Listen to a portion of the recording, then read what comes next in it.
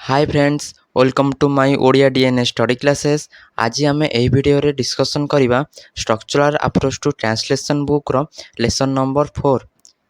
Video को start करने पूर्व मु आपण मानक एतिक रिक्वेस्ट करी, जदि आपण मैंने एपर्यंत आम चैनल को सब्सक्राइब करना तेज आम चैनल को सब्सक्राइब करनी। चलतु आम वीडियो को स्टार्ट करवा। यही वीडियोटी नवम दशम एवं कॉलेज स्टूडेंट पेज नंबर है 27। आज आम पढ़ा use of could not but could not help etcetera.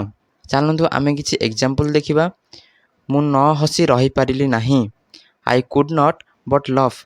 आउपर I could not help laughing, से न कांदी रही पारिले नहीं। He could not but weep. आहरी he could not help weeping. दृश्यटी एते आनंददायक होइछि जे तुमे उपभोग न करी रही पारिबो नहीं। The sight is so pleasing that you cannot but enjoy it।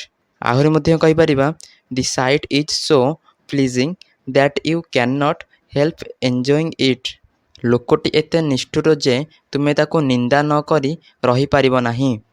The man is so cruel that you cannot but condemn him। आहरी the man is so cruel that you cannot help condemning him। चलतु आमे आहरी किछि translation करवा। मु जेतेबेले भिक्षुकटी को देखिली मु न कांदी रही पारिली नहीं। एहरा होछि translation.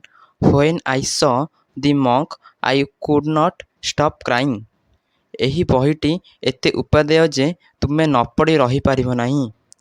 This book is so useful that you can not stop reading it.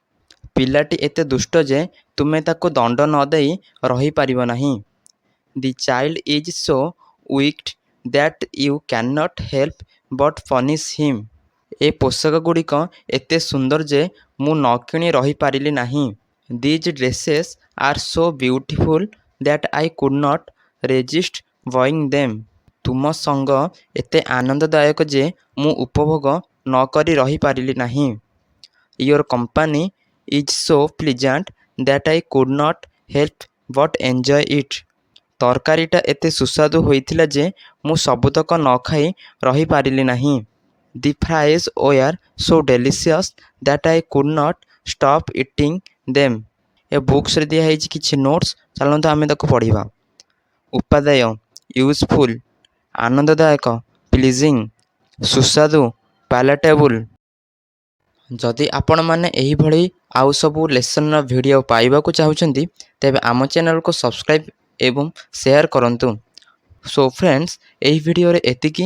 नमस्कार।